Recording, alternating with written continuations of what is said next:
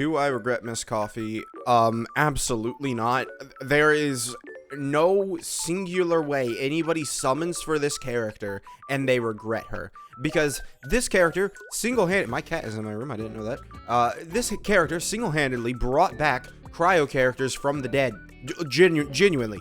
The only way you regret summoning for Miss Coffee is because your account sucks and you didn't have the cryo characters she needed, right? Or the Hydro characters. You can have Nevi and she'll be, decent for him. Honestly, I don't buy the fact that, Nevi's best team now is, with Miss Coffee, because Miss Coffee, Sealali, and Fiorina, it's not that good of a team, if I'm being entirely honest. But then again, I have constellations on a lot of my characters, so a C0R1 Mavwiko on that team is doing easily 500 to 700,000 damage just with her burst alone, and Miss Coffee is not doing that, right? So, alright, she's not doing that, but she's not, Mavwiko has other stuff after that, basically, and that really, and then Nevi's damage goes down. Like, it really, I don't think it's an insane team, but I think it's a team that you can run, and, she does good on it. Like, there's no denying that she does good on it. I mean, she did 27,000 for me. That's 540,000 damage on that team. Just easily. She just added 540,000 damage onto that team. And it makes the character super viable. She's made Shinha way better now, because Shinha, not necessarily a character I would run, right? If I had the option, like, imagine Miss Coffee didn't actually need, 4 cryo and hydro, right? You could have maybe 1 off field. So you could just grab Shieldon and put her on the team, and that will be better than Shinha, sadly. That's just how I see it. Shinha, not really, a character that I'm, like, super high on, but now with Miss Coffee, she's like one of the only other options to get on the team, which isn't a bad thing because she is good. Her support is good. It just is outclassed by better supports. But now she is the best support, right? She is the best support in that, beyond Miss Coffee, Fiorina, it then goes Shinha, right, as the third best support. So you throw those 3 on the team, and then a cryo character as your main DPS, and there's no way the team is bad because you have Fiorina and Miss Coffee doing a lot of damage. And then the cryo characters, while they don't do a lot of damage in freeze anymore, right? Grizzly, he prefers melt, but he'll still be doing good damage, right? He's still going to do like 500,000 damage. Ayaka's going to do like 800,000 damage, right? If you're really like on point with, okay, we're going to charge attack now and, do all the stuff, Ayaka can do some pretty decent damage with Miss Coffee on her team. And I mean, that's good, especially when you combine it with a 700,000 damage Miss Coffee and then Fiorina, who's doing like, depending on your build. My build probably does like 500, maybe 600. I don't have that much confidence in Fiorina, but I have a lot of confidence in Fiorina. It's a little weird. The 55% res shred is so much more than I thought it was. If I'm being entirely honest, I did not, think at all that, the 55% compared to 36%, it's not going to be that big of a buff. No, it is. It genuinely is. And then you have her at her C1 level, which, I did get, is 60% crit damage. She's going to just increase her own damage and then Ayaka's damage and Shinha's damage, right? The team's going to look really good. The team, if you can, consistently get all of Ayaka's hits, I don't want to say that I wouldn't be surprised if it got... I'll say it may end up getting over 3 million. I don't want to, like, definitively be like, that's what's going to happen. But I feel like it could happen, right? I feel like the damage just through the massive, massive damage. Because Ayaka herself, if you're playing her super serious, making sure you get everything right, she can do over 1 million damage, right? It's just her burst, may miss. And that's really a big damage loss for her. And by miss, I mean the enemy just walks out of it. Any boss enemy can just do that. So I can't fully, like, put my trust into the team that it might get 3 million. But I think if you have an amazing rotation, I would not be like, oh my god, how did Ayaka team do that? I would be like, oh, wow, that's really good. I wouldn't be completely shocked at all, right? Because that's how insane Miss Coffee is, right? She's doing 700,000 damage now. You activate that C1, and by the way, I'm speaking if Miss Coffee has her C1. I don't think the team at C0 is going to be able to hit 3 million. I just don't think that's true. But with her C1, it's going to hit really strong. And I think you know, she's just really good. There's not much else I can say. Like, I feel like this has happened in a lot of Miss Coffee videos where I'm just like, I don't really know what else to say. This character is just good. She is just good. Now, like, this team, like I said, I just feel like Nevi loses so much damage personal, right? Along with, you know, not having Mavwika here. It really feels like, you know, you're probably just better off to keep this as your team.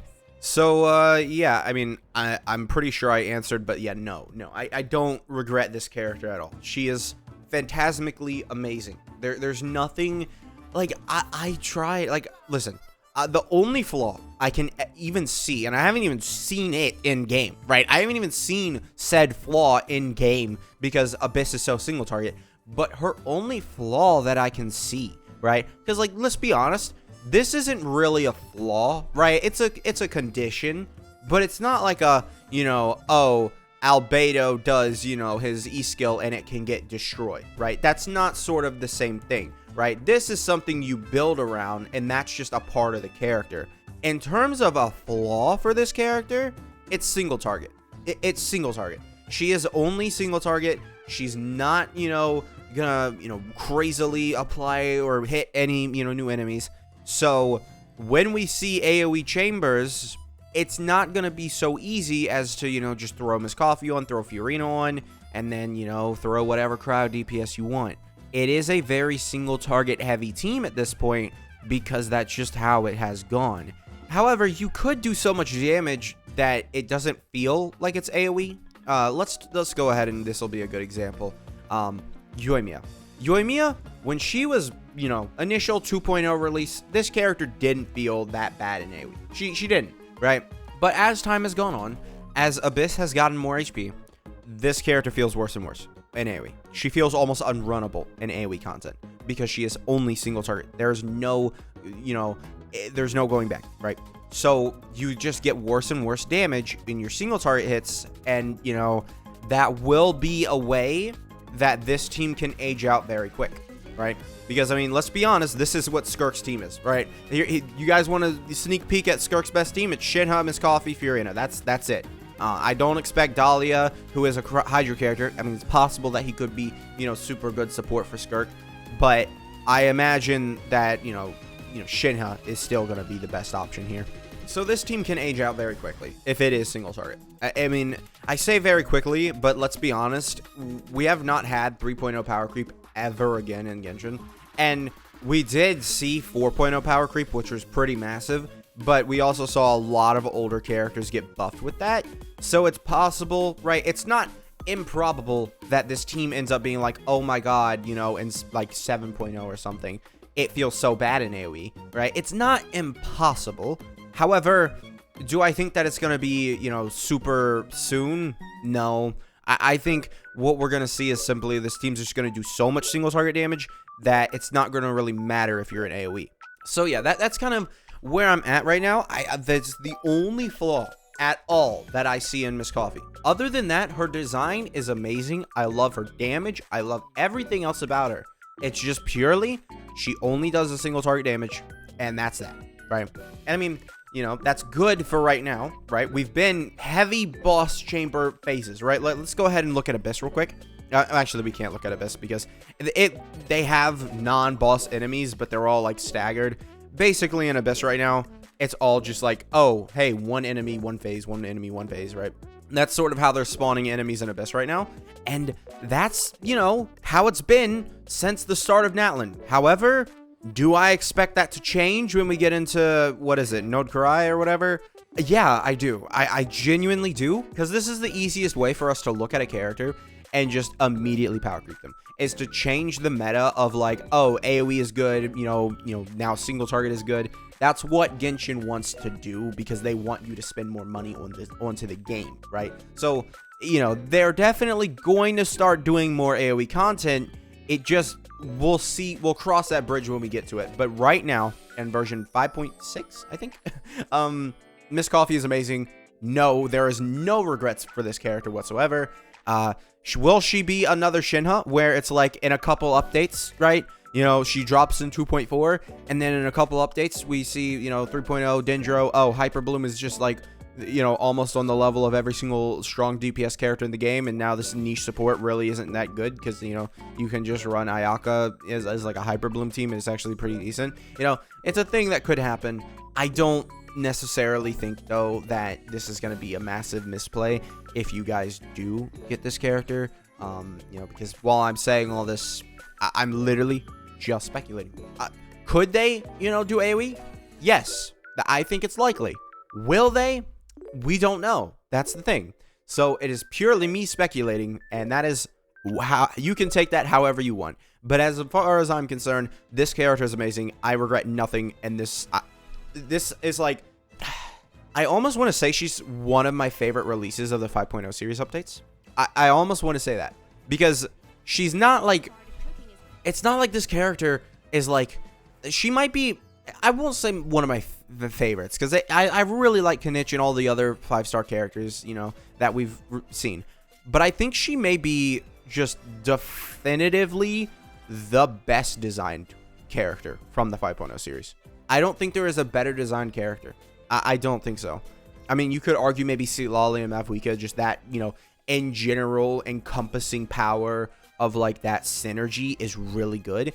Then you have Shilonen. I would give it either Shilonen is the best design, but then again, she's just Kazua's design. It's not really, it's just EQ, and then, you know, that's all you do. You just get buffs and stuff. It's not like, oh my god, amazing design. Whereas this character, she has intricacies that, you know, harm her and hinder her, but like they are so worth it to like have them pay off, and it really allows this character to buff certain teams that needed to be buffed, like Ganyu Freeze, right? So yeah, I think I am gonna go ahead and I'm gonna just flat out say I think this is the best designed character of the 5.0 series updates. I think it is. So yeah, thank you guys for watching. Make sure to subscribe, and I will see you guys next time. Bye.